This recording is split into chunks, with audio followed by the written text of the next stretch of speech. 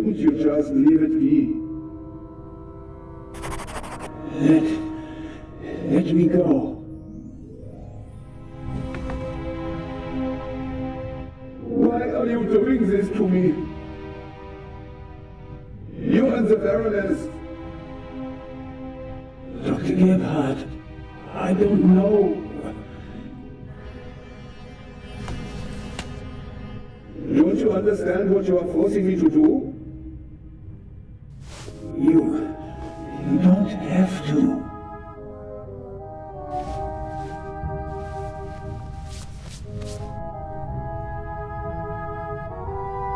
It is almost over. You won't feel a thing. I am sorry you have to see all this. I should have used more chloroform.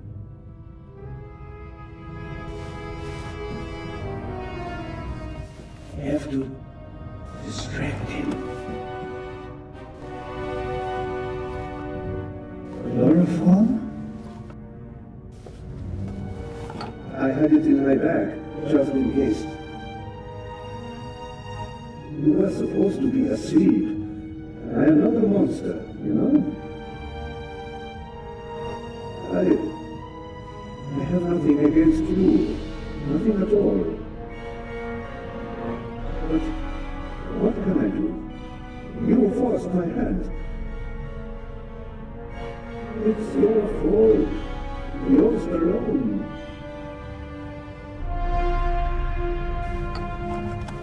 Keep talking. Why?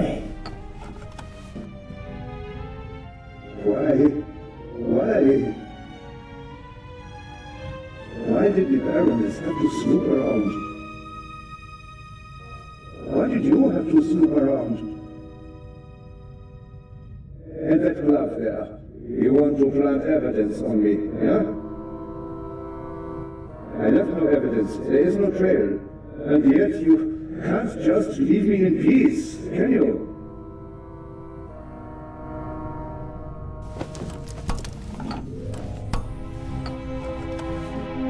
On and on. And what next? Heart failure happens a lot at your age, especially given your background. I am still considering whether I should throw you overboard. Don't leave evidence. No evidence. But what if I'm seen?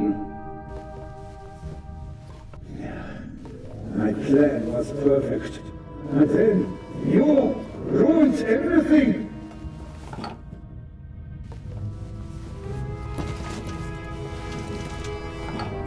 A pair of scissors.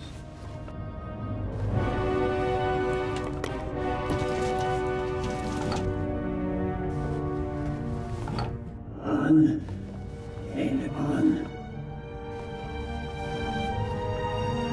On and on.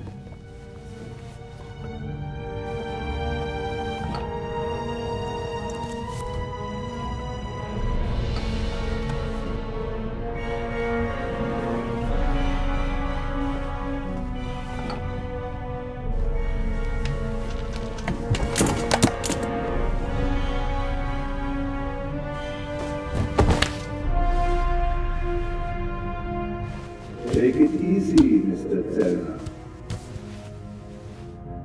You will only hurt yourself. Shall we begin? No, please. It's almost over.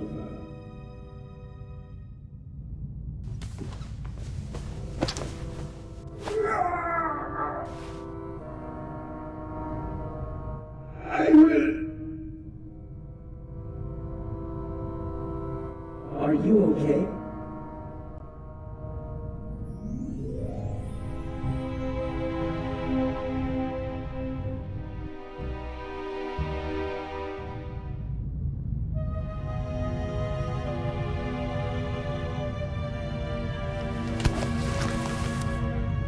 Thanks.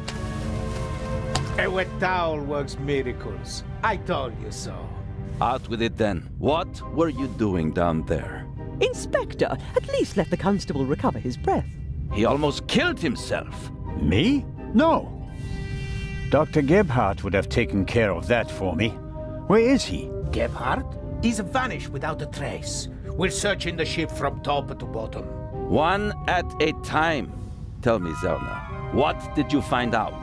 Dr. Gebhardt killed Baroness von Trebitz. Impossible. Do you have proof? Besides the fact that he wanted to kill me? But wasn't the doctor with you when the shot was fired? The shot that we heard was a recording. The Baroness had a tape recorder and good speakers in her cabin. Good enough to make the noise audible on the upper deck. Is that just your suspicion, or do you have proof? There's an audio tape in the medical center. The reel belongs to the tape player in the Baroness's cabin. And there's a sibling reel in her cabin that belongs to the recorder in the medical center. After a few minutes, there's a loud bang on the audio tape. That's our gunshot. Where did Gebhardt get it from? He recorded it in the cargo hold. His tape recorder has a microphone, and I removed a bullet from one of the boxes down there. And it came from the murder weapon? Yes. I compared it to the other bullet in the inspector's cabin. Of course you did. All right.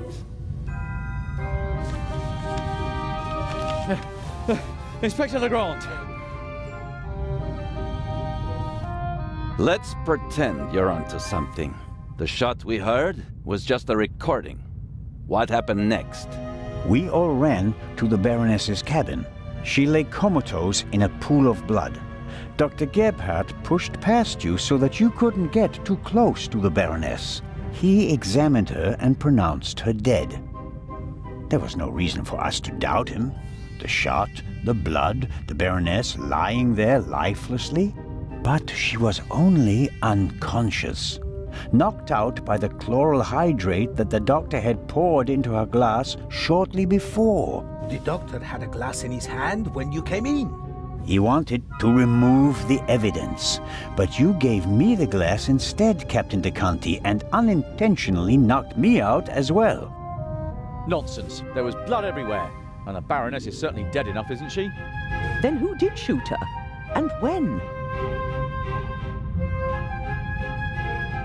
As I already said, it was Dr. Gebhardt. He shot the sleeping Baroness in her cabin, barely 10 meters away from us. What are you saying? The doctor was alone in the cabin for a while. When the alarm went off, it was deafening. I couldn't even hear myself. And I found a pillow with burn marks. Could have been used to muffle a gunshot. And the blood? The blood wasn't real.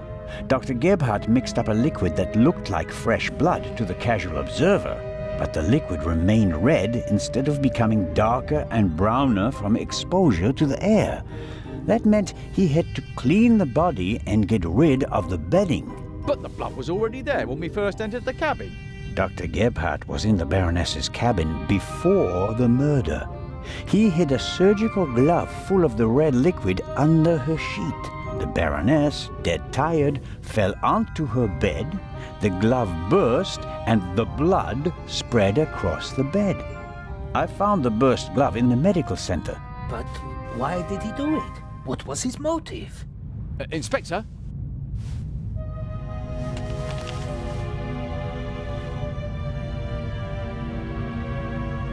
I can only speculate. The Baroness spent the day rummaging through her old family photos, and in her diary she wrote about deceased family members. I suspect it had something to do with their fates during the war. The Baroness wrote a warning on her notepad. There is a murderer on board. I don't have proof, but I believe that the Baroness held Dr. Gebhardt responsible for the deaths of her relatives and wanted to confront him in front of all of us. The doctor couldn't allow that to happen, and so he silenced her. No, no, no. Do you have anything to contribute, Constable? Confession, sir. Dr. Gebhardt was the Raven. It's all here. He admits to everything. What does it say? It says, "Do you still remember, my dear Nico? The streets were wet with rain, and the scent of roasted barley and fermenting yeast wafted over to us from the brewery. The dog barked until your shot struck down the innocent one. After that silence, not a single sound except for my soft steps fading on the wet cobblestone street. They made a hero of you, and I, at last, found peace. At least until the urge returned. Some of us are not made for retirement, my friend. I thought they would assign this case to you, and that thought pleased me. We'd finally find out who was truly the better man. And it pains me now to have to admit that you and your little gumshoe got the better of me. You drove me into a corner, forced me to make mistakes. I congratulate you on your triumph, but no one will confine the Raven to a cage. There is but one way out, and that is by my own hand. Farewell, Raven Hunter. R.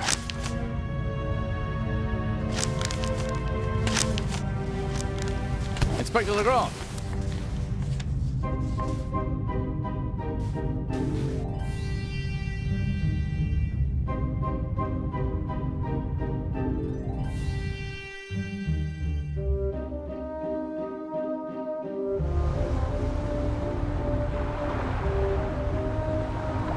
Inspector? I was right. I told them all, over and over again. But no one would listen.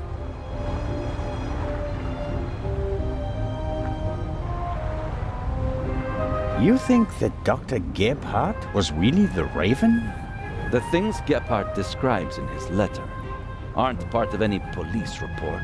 Only someone who was there would know them. Couldn't there have been others involved? One of the police, for instance. What if one of them changed sides? Why is it so hard for you to accept the simple truth? There was never a new Raven. There was only ever the old one. And that was Dr. Gebhardt. The modus operandi doesn't match. The Raven was not a killer. Legends are rarely what they seem to be, Constable Zellner.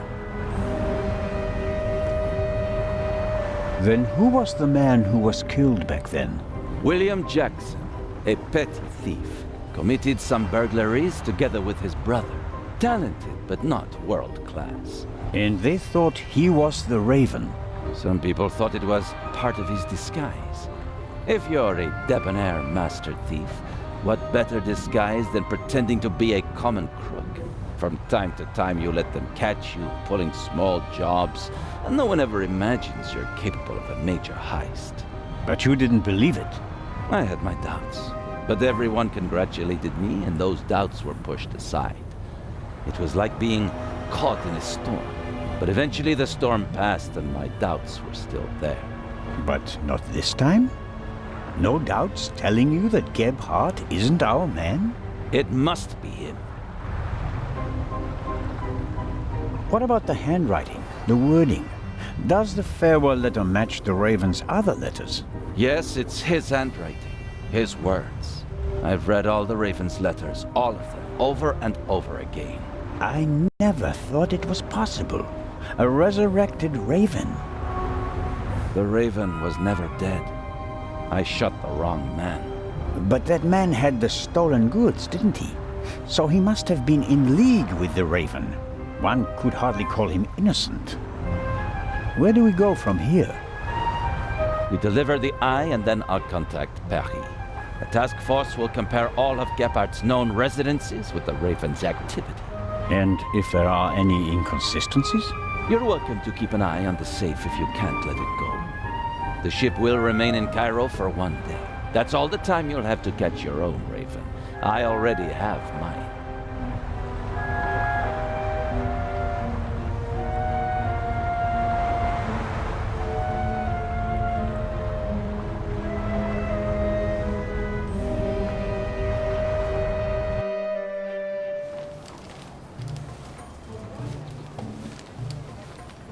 Ah, you're one of Legrand's men, aren't you? My name is Anton Jakob Zellner. You've come just in time. Grace, my dachshund, is missing. There may be more important matters for me to attend to, Mr. Director Abbas Mokhtar. And Grace isn't just a common dog. She's a purebred German dachshund, a champion. So, the exhibition will still open tonight. But of course, everything has been arranged. The final preparations are almost complete. But one of the two exhibits won't be there. A terrible loss, a tragedy. That irreplaceable Egyptian cultural treasure has been stolen for the second time. The second time? What? Did you really believe that the Eye of the Sphinx was found lying on the banks of the Thames?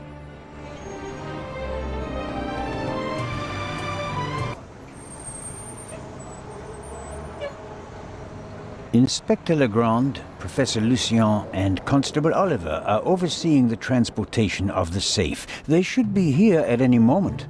I'll have a look around in the meantime. Do you think that's necessary?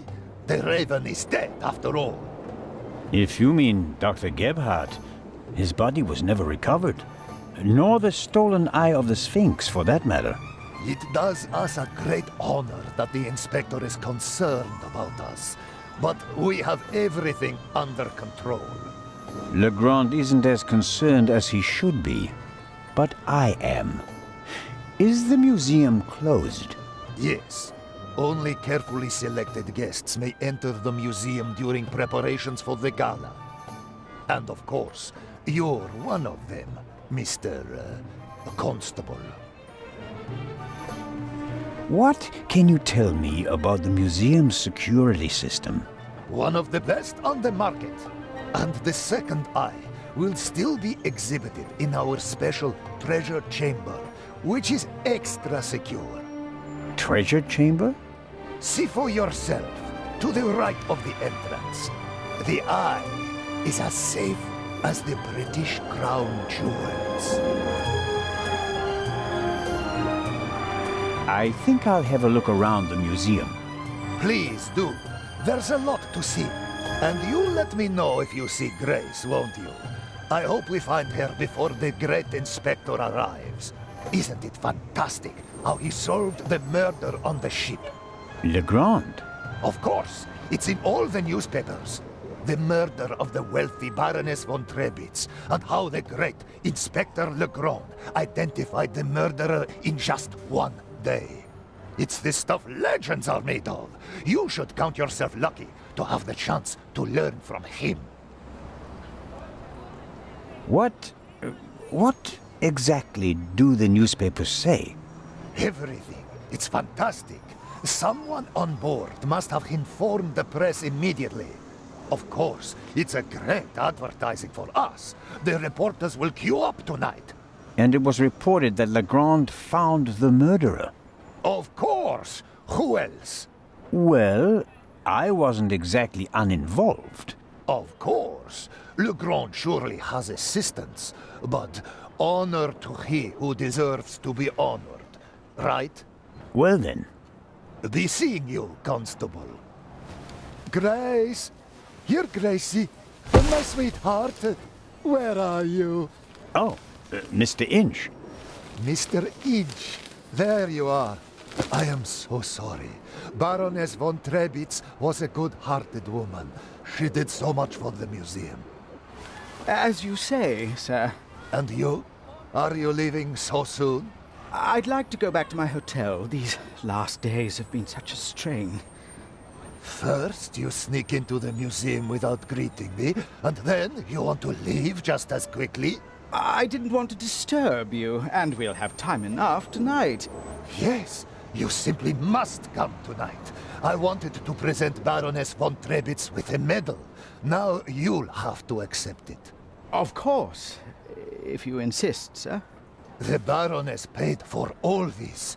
Without her, there wouldn't have been an exhibition or a gala. She was very generous. Yes, she was. If you'll excuse me now.